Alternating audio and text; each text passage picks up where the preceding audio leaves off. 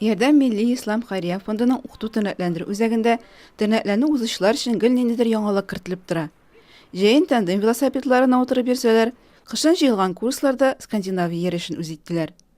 Ул бөтен дөнья буенча миллионлаган кешедә, олысында да, кечесендә дә зур кызыксыну уята. Икенче тапкыр мына барсам, ерекче операция ясаткан идем. Мөмкин шул мына занятие файдасын күрермен, бәлки. Шулай монда менә рәтәләр башлап җибәрәм шуннан. Кайткач Алла бирсә, дәвам итәм шул занятиене. Чит илләрдә бит инде бик популяр бу, әйме? Шулай да Европада бик күп аны итәләр, файдасын күрәләр.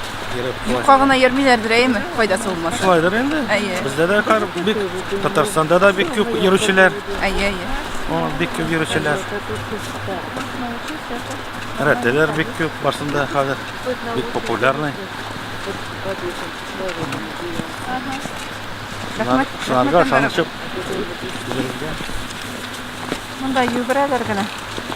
Ярдәм Милли Ислам Хайрия фондына 2018 елның 3 декабрендә Татарстан Икътисад министрлыгының мөмкинлекләрең чикле булса да спорт белән шөгыльлән һәм сәламәт бул дип аталган проектны тормышка ашыру өчен субсидия бирелде.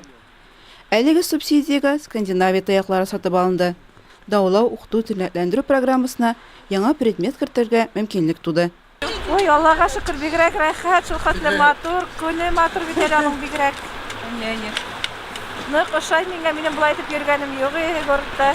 Файдасын күрәсезме? Игә кайткачта дәвам итәсезме? Итәм, мин шаңгыга йөри торганым иде.